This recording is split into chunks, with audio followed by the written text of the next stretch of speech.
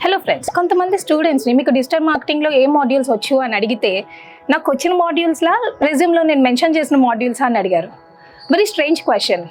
So నేను ఈ మధ్యన ఒక చిన్న ఎగ్జాంపుల్ చెప్తాను. మనకి క్యాంపస్ డ్రైవ్స్ నడుస్తూ ఉంటే మీరు లాస్ట్ వీడియో కూడా నాది చూస్తే సాటర్డే క్యాంపస్ డ్రైవ్ జరిగింది. మన ఇన్స్టిట్యూట్ వాళ్ళే కాకుండా బయట వాళ్ళు ఎవరైనా డిజిటల్ మార్కెటింగ్ కోర్స్ కంప్లీట్ చేసి జాబ్స్ కోసం వెతుకుతుంటే ఈ బెనిఫిట్ని యూస్ చేసుకోమని చెప్పాము. అలా ప్రాసెస్లో బయట ఇన్స్టిట్యూట్లో కోర్స్ తీసుకున్న ఒక స్టూడెంట్ తన రెజ్యూమ్ తీసుకుని వచ్చాడు. రెజ్యూమ్ చూస్తే చాలా ఫిల్ చేసేసాడు. స్కిల్స్, డిజిటల్ మార్కెటింగ్ సంబంధించిన స్కిల్స్ చాలా మెన్షన్ చేసేసాడు. మేము అడగడం జరిగింది, మీరు కోర్స్ నేర్చుకున్నారా? సో ఈ స్కిల్స్ అన్నీ మీకు ఐడియా ఉన్నాయా? హీ సెడ్ సేమ్ క్వశ్చన్ నేను ఇందాక చెప్పిందే, మేడం నాకు వచ్చిందా లేకపోతే రెజ్యూమ్లో మెన్షన్ చేసిందా అని. ఓకే అనుకున్నాము. సరే, రిక్రూటర్ వచ్చాడు, రెజ్యూమ్ హ్యాండ్ ఓవర్ చేయడం జరిగింది. రిక్రూటర్ తీసుకున్నాడు, రెజ్యూమ్ పిలిచాడు ఇంటర్వ్యూకి. అడిగారు క్వశ్చన్స్. ఏం క్వశ్చన్స్ అడిగారో అనుకుంటున్నారు? రెజ్యూమ్లో మెన్షన్ చేసిన స్కిల్స్ మీద అడిగారు. తీరా చూస్తే తనకు ఆ స్కిల్స్ రావు, తనకు కొన్ని మాత్రమే వచ్చు.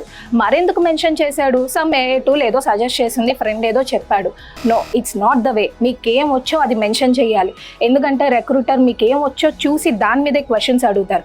అనవసరంగా అతను అలా మెన్షన్ చేయడం మూలాన ముందు క్వశ్చన్కి ఏమో తనకు తెలియంది అడిగారు, నెక్స్ట్ తనకు తెలిసింది అడిగినా చెప్పలేకపోయాడు, టెన్షన్ వచ్చేసింది.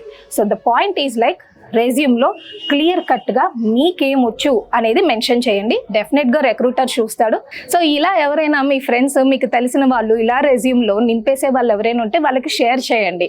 ఇంకేమైనా డౌట్స్ ఉంటే స్క్రీన్ మీద ఉన్న నెంబర్కి కాల్ చేయండి. Thank you.